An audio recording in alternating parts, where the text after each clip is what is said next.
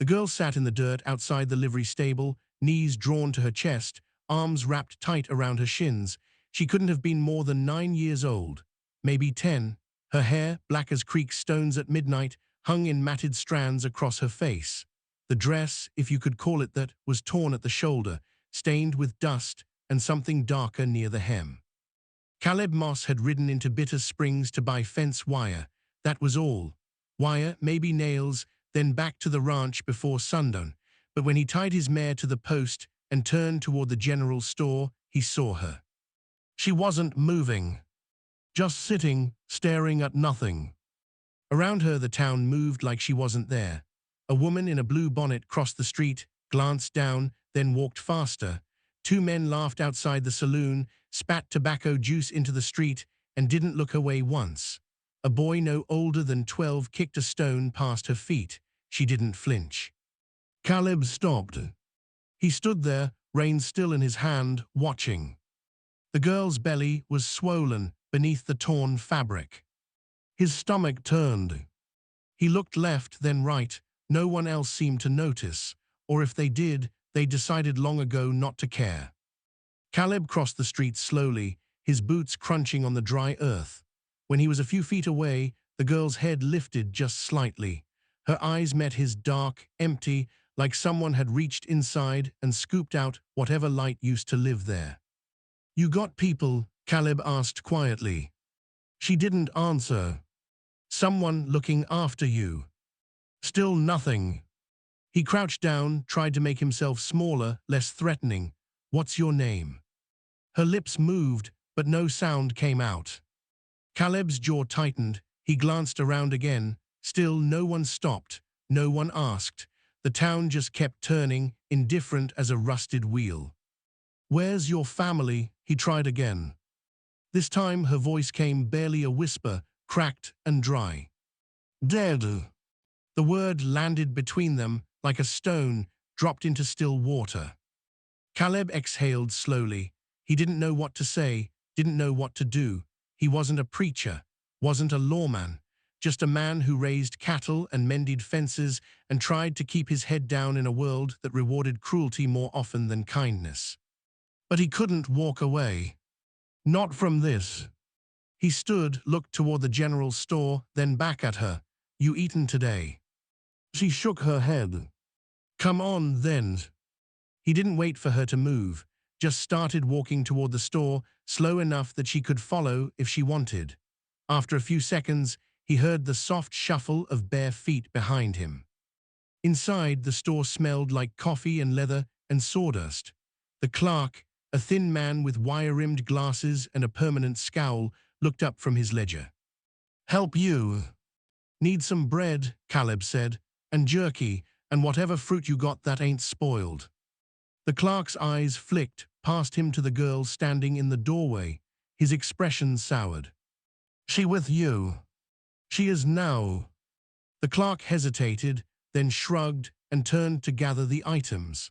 Caleb didn't like the way the man looked at her, like she was something dirty that had wandered in off the street. Which he supposed she had. But that wasn't her fault.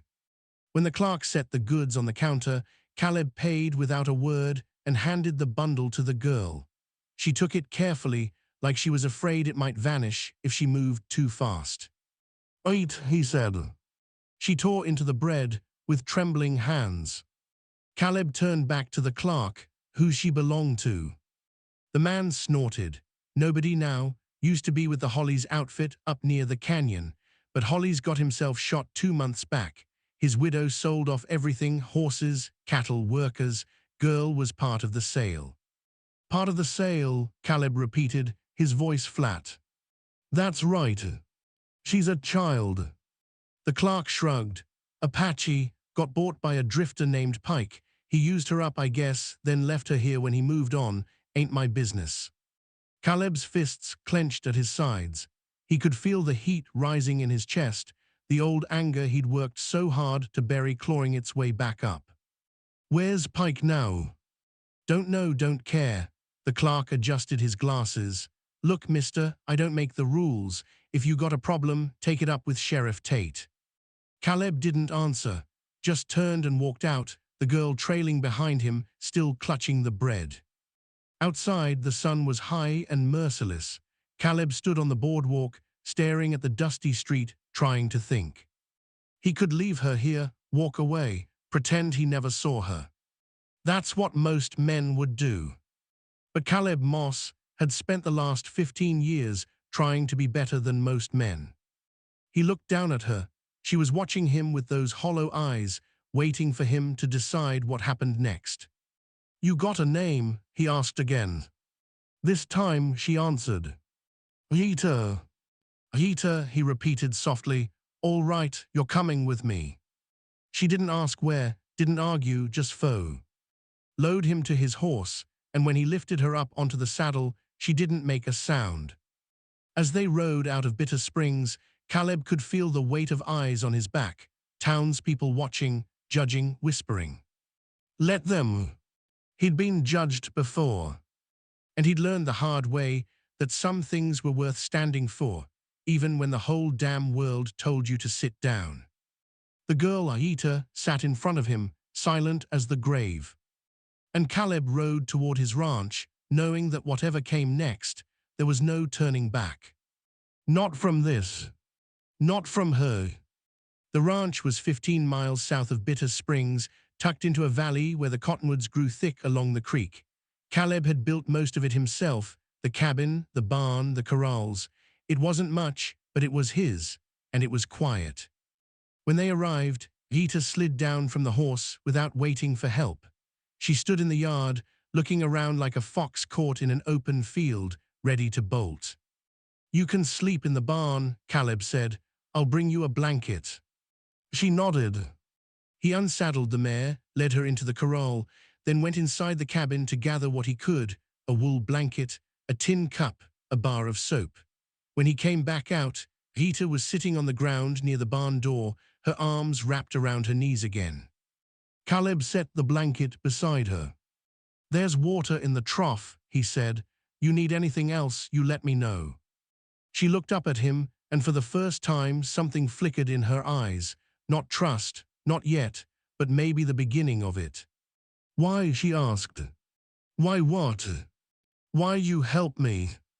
Caleb crouched down, resting his forearms on his knees. He didn't have a good answer. Didn't know how to explain the weight he'd been carrying for so long, the guilt that never quite went away, no matter how many fences he mended or how many honest days he worked. "Because no one else did," he said finally. Rita studied him for a long moment, then looked away.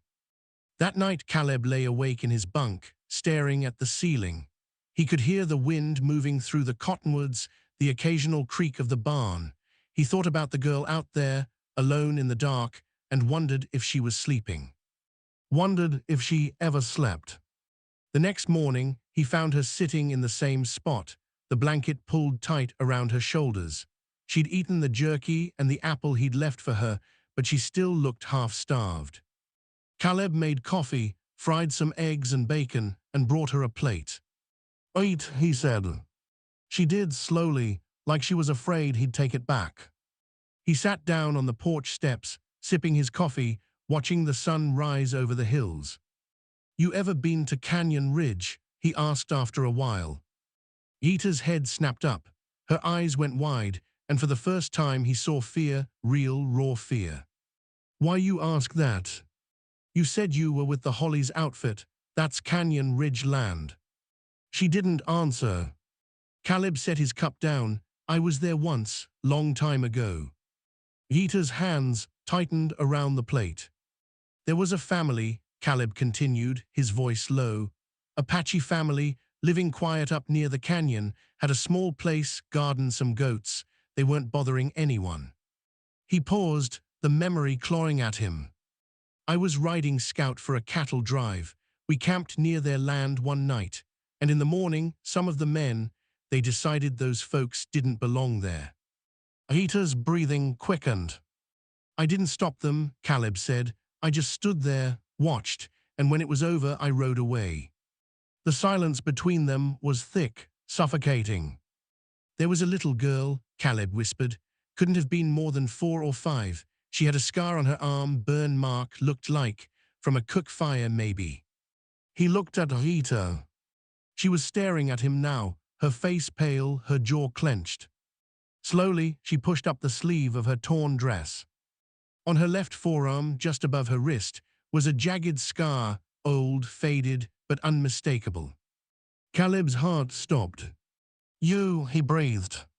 Rita's eyes filled with tears, but she didn't let them fall.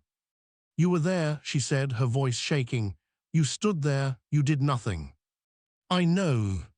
They killed my mother, my father, my brothers. I know. And you rode away." Caleb's throat tightened. "I did." Rita stood, the blanket falling from her shoulders. She looked at him with more fury than he'd ever seen in a child's eyes. "Why you bring me here?" she demanded. "You want to feel better? You think this makes it right?" "No," Caleb said quietly. "Nothing makes it right." "Then why?" "Because I can't undo what I didn't do then, but I can do something now." Rita's hands were shaking. "You think that's enough?" "No," Caleb said, "but it's all I got." She stared at him for a long time, her chest rising and falling with ragged breaths. Then she turned and walked back into the barn. Caleb sat on the porch steps, his head in his hands, the weight of 15 years pressing down on him like a bold. Ugh. He'd known somewhere deep down that this day would come, that the past would find him, that he'd have to face what he'd done or what he hadn't done. But knowing didn't make it easier. That afternoon, a rider appeared on the horizon. Caleb stood from the porch, his hand instinctively moving to the rifle leaning against the doorframe. The rider was a broad-shouldered man with a beard and a flat-brimmed hat. He rode slowly, deliberately, his eyes scanning the ranch. When he was close enough, he called out, "You must." "I am." The man dismounted, dust rising around his boots. "Name's Ward. I work for the Holly's widow. Heard you took something that belongs to her." Caleb's jaw tightened. "I didn't take anything." "Apache girl, about 9. She was sold fair and square." "She's a child." Ward shrugged. "Don't matter. She was property, now she's gone.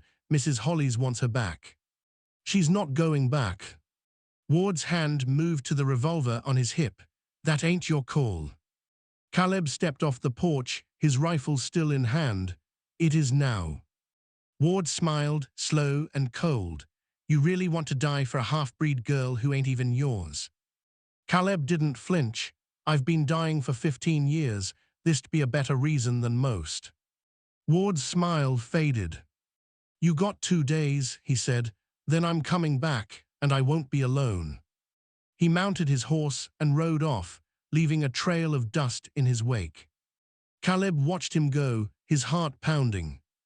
When he turned back toward the barn, Rita was standing in the doorway, watching him. "You should have let him take me," she said.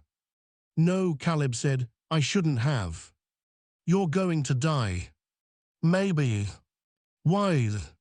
Caleb looked at her, this girl who'd lost everything, who'd been used and sold and thrown away like she didn't matter. "Because some things are worth standing for," he said, "even when the world says to sit down." Rita's expression didn't change, but she didn't walk away.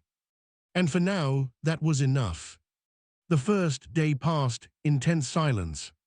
Caleb worked the ranch, mending fence posts and checking water troughs, but his mind was elsewhere. He kept his rifle close, his eyes scanning the horizon every few minutes. Rita stayed near the barn. She didn't speak much, but she watched him, always watching. That night, Caleb sat on the porch with his coffee, the stars bright and cold overhead. "You got a plan?" Rita's voice came from the darkness near the barn door. "Working on it." "You can't fight them alone." "I know." She stepped into the moonlight, her arms crossed. "Then what are you going to do?" Caleb sighed. "I don't know yet." Rita walked closer, stopping a few feet away. "You should run, take me somewhere far, somewhere they can't find us." "Where?" She didn't answer. "There's nowhere far enough," Caleb said. Men like Ward, they don't stop, they'll find us, and when they do, it'll be worse. So you're just going to wait here and die? I'm going to stand here, Caleb said, and if I die, at least I'll die for something that matters. Rita shook her head. You're a fool. Probably. She turned and walked back toward the barn, but before she disappeared inside, she spoke again. My father used to say that too, that some things are worth standing for. Caleb looked at her. What happened to him? Men like you killed him.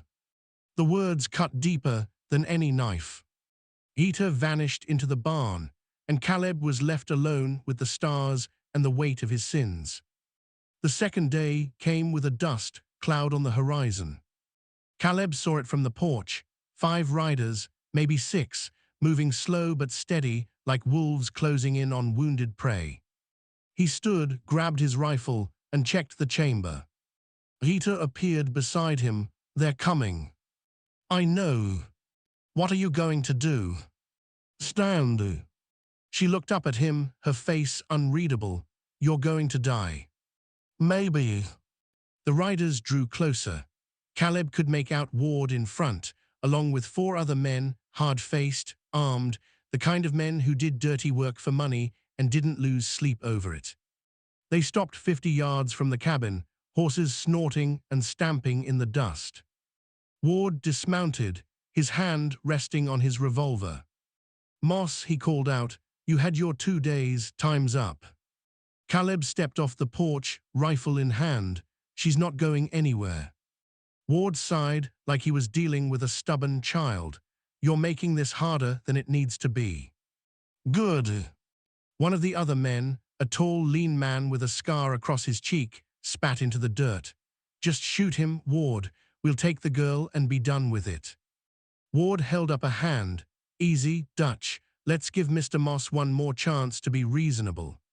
I'm done being reasonable, Caleb said. Ward's expression hardened. Then you're done. He drew his revolver. Caleb raised his rifle. And then a voice, sharp and clear, cut through the tension. Ward. Everyone turned. An old man on a grey horse was riding toward them from the east, followed by 3 others, ranch hands, by the look of them.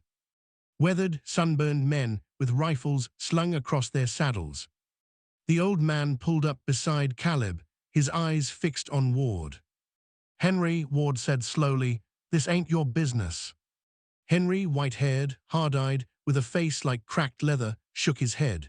When you ride onto my neighbor's land with guns drawn, it becomes my business. We got a legal claim, Ward said. Girl's property, we're just collecting what's owed. Property, Henry repeated, his voice thick with disgust. She's a child, Ward, and if you think I'm going to stand by while you drag her off to God knows what, you're dumber than you look. One of the ranch hands behind Henry spat tobacco juice into the dirt. Henry's right, we ain't having it. Ward's jaw clenched. He looked at Caleb, then at Henry, then back at his own men. You really want to die for this? Ward asked. Do you? Henry shot back. The silence stretched, thick and suffocating. Finally, Ward holstered his revolver. This ain't over. Yes, it is, Henry said. You go back and tell Mrs. Hollies that if she wants to come after this girl, she'll have to go through me, and every man in this valley who still gives a damn about decency. Ward's face twisted with fury, but he said nothing, just mounted his horse, turned and rode off, his men following. Caleb exhaled, his hands shaking. Henry dismounted, walked over and clapped him on the shoulder. You all right, son? Caleb nodded, though his legs felt weak. Why'd you come? Henry glanced at Rita, who was standing in the doorway of the barn, watching. Because somebody had to. You don't even know me. Don't need to, Henry said. I know what's right, and I know what's wrong. He looked back at Caleb, and standing by while a child gets dragged off like livestock, that's about as wrong as it gets. One of the ranch hands, a man with a graying beard and kind eyes, tipped his hat toward Rita. Miss. She didn't respond, but her expression softened just a fraction. Henry turned back to Caleb. You're going to have trouble, you know. Ward won't let this go, neither will Mrs. Hollies. I know. So what are you going to do? Caleb looked at Heater. Whatever it takes. Henry nodded slowly. Good man. He remounted his horse. If you need anything, you know where to find me. Thank you, Caleb said. Henry tipped his hat and rode off, his men following. Caleb stood there for a long time, watching them disappear into the hills. When he finally turned back toward the cabin, Heater was still in the doorway. They came for you, she said quietly. They came for what's right, Caleb replied. Why? Because not everyone's forgotten what that means. Heater looked at him, her dark eyes searching his face. You really think you can protect me? I'm going to try. She didn't say anything, just turned and went back into the barn. But this time, Caleb thought he saw something different in her eyes. Not trust, not yet. But maybe the beginning of it. The days that followed were quiet. Ward didn't come back, neither did Mrs. Hollies. But Caleb knew it wasn't over. Men like Ward didn't forget, they just waited. So he stayed ready, kept his rifle close, his eyes on the horizon and his mind sharp. But something else was happening too. Heater began to move around the ranch more. She still didn't talk much, but she watched Caleb work, mending fences, feeding the horses, hauling water from the creek. And after a few days, she started helping. At first, it was small things, carrying a bucket, holding a gate open, handing him a tool when he needed it. But then she started doing more. One morning, Caleb woke to find her in the garden plot behind the cabin, pulling weeds. She didn't ask, didn't wait for permission, just did it. He watched her from the porch, coffee in hand, and felt something shift in his chest. She was still a child, still hurt, still carrying more weight than anyone her age should have to bear. But she was trying. That afternoon, Caleb was in the barn, repairing a broken saddle strap, when Heater appeared in the doorway. Can I ask you something? She said. Sure. Why didn't you stop them, back then, at the canyon? Caleb's hands stilled. He set down the leather strap and looked at her. I was scared, he said quietly. Of what? Of standing alone, of being the only one who said no. He paused. Of what they'd do to me if I did. Heater stepped closer. You think that makes it better? No. Then why tell me? Because it's the truth, Caleb said, and you deserve the truth. She studied him for a long moment, her expression unreadable. I remember you, she said finally. You had a red shirt, and you stood by the horses. You didn't look at us, you just looked at the ground. Caleb's throat tightened. I know. I hated you. I know. I still do, a little. I know. Heater's jaw clenched, and for a moment, Caleb thought she might walk away. But she didn't. My mother used to make bread, she said softly, every morning. She'd sing while she worked. I don't remember the words anymore, but I remember the sound.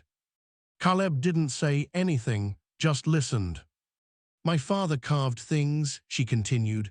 Little animals, birds. He made me a rabbit once. I carried it everywhere. Her voice cracked. I don't know what happened to it. I'm sorry, Caleb said. Heater looked at him, her eyes wet but fierce. Sorry doesn't bring them back. No, it doesn't. So what does it do? Nothing, Caleb said, but it's all I got. Heater wiped her eyes with the back of her hand. I'm not going to forgive you. I'm not asking you to. Then what do you want? I want you to be safe, Caleb said. I want you to have a chance, a real one, the kind your family would have wanted for you. Heater's face crumpled, and for the first time since he'd found her, she cried. Not loud, not dramatic, just quiet, broken sobs that shook her small frame. Caleb didn't move, didn't try to touch her or comfort her, just let her cry. When she finally stopped, she looked up at him, her face red and swollen. I'm scared, she whispered.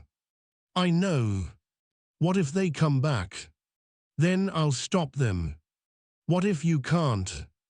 Caleb knelt down, meeting her eyes. Then I'll die trying, but I won't let them take you, I promise. Rita stared at him, searching his face for a lie. She didn't find one. So here's the question that changes everything. If you were Caleb, knowing you couldn't undo the past, would you still stand? Would you risk everything for a second chance you didn't deserve? Take a breath. Think about that. And if you're still with me, let me know what you think in the comments. I read every one.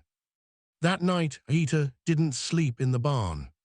She came inside, wrapped in the wool blanket, and curled up on the floor near the fireplace. Caleb didn't say anything, just added another log to the fire and sat in his chair, watching the flames. Outside, the wind moved through the cottonwoods. And for the first time in a long time, the silence didn't feel so heavy. 3 weeks passed. Ward didn't return, neither did Mrs. Hollis.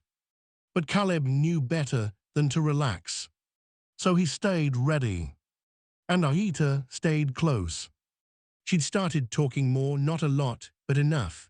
She asked questions about the ranch, about the horses, about the creek. She helped with chores without being asked. She even smiled once when one of the foals nuzzled her hand. It was a small smile, fragile, but it was there. And Caleb held onto it like a lifeline. One morning, Henry rode up with 2 of his ranch hands. Got word from town, Henry said, dismounting. Mrs. Hollis is making noise, talking to the sheriff, says you stole her property. Caleb's jaw tightened. What's the sheriff say? Tate, Henry snorted. He's in her pocket, always has been, but here's the thing, she's not moving yet, she's waiting. For what? For you to slip up, for people to stop paying attention, for the right moment. Henry looked toward the cabin, where Rita was sitting on the porch steps. She wants that girl back, Caleb, and she's not going to stop. Then what do I do? Henry leaned against his horse, thinking, you need to make it impossible for her to take Rita. Legally, I mean. How? Adoption, make the girl yours, legal and proper, then Hollis can't claim her as property. Caleb blinked. I don't know how to do that. I do, Henry said. I'll help, but you need to be sure. Once you do this, she's your responsibility, for good. Caleb looked at Rita. She was watching them, her face guarded but curious. I'm sure, he said. Henry nodded. All right, I'll talk to the judge in Silver Creek. He's a decent man, owes me a favor. He mounted his horse. You hold tight, I'll be back in a few days. Henry, Caleb said, why are you doing this? Henry looked at him for a long moment. Because 20 years ago, I didn't stand when I should have, and I've regretted it every day since. He tipped his hat. Don't make my mistakes, son. And he rode off. 4 days later, Henry returned with papers. Legal papers, signed by Judge Morris in Silver Creek. You're her guardian now, Henry said, handing them to Caleb. Legally, Mrs. Hollis can kick and scream all she wants, but she's got no claim anymore. Caleb stared at the papers, his hands shaking. That's it. That's it. Rita stepped forward, looking at the papers. What does it mean? It means you're mine now, Caleb said, if you want to be. Rita looked up at him, her dark eyes wide. You mean it? I do. She was quiet for a long time. Then slowly she nodded. Okay. Henry smiled. Good, now there's one more thing. He pulled a small wooden box from his saddlebag and handed it to Rita. This is for you. She opened it carefully. Inside was a carved rabbit, small and smooth, with delicate ears and tiny paws. Rita's breath caught. How did you? I didn't, Henry said gently, but I figured you might want a new one. Tears filled her eyes, and she clutched the rabbit to her. Just, thank you, she whispered. Henry tipped his hat. You take care of each other. And he rode away. That night, Caleb and Rita sat on the porch, watching the stars. Do I have to call you father? She asked. No. What do I call you? Caleb's fine. She nodded, okay. They sat in silence for a while, the night air cool and gentle. Caleb, Vita said quietly. Yes, I still hate you, a little. Caleb smiled, sad and tired. I know. But I think maybe I hate you less now. That's good. Is it? Yeah, Caleb said, it is. Vita leaned against his shoulder, the carved rabbit still in her hands. And Caleb closed his eyes, letting the weight of 15 years finally begin to lift. It didn't disappear, it never would. But for the first time in a long, long time, it felt like something he could carry. Years later, when Aita was grown and strong and fierce, she would stand in that same valley and remember the man who'd found her in the dirt. She would remember his guilt, his cowardice, his failure. But she would also remember the way he stood when others ran. The way he chose when choice mattered most. And though the scars never faded, not his, not hers, they learned to live with them. Together, the ranch still stood, nestled in the valley where the cottonwoods grew thick along the creek. And on the porch, carved into the wood above the door, were two names. Caleb, Yito, not father and daughter. Not yet, but something close, something earned. And in the end, that was enough.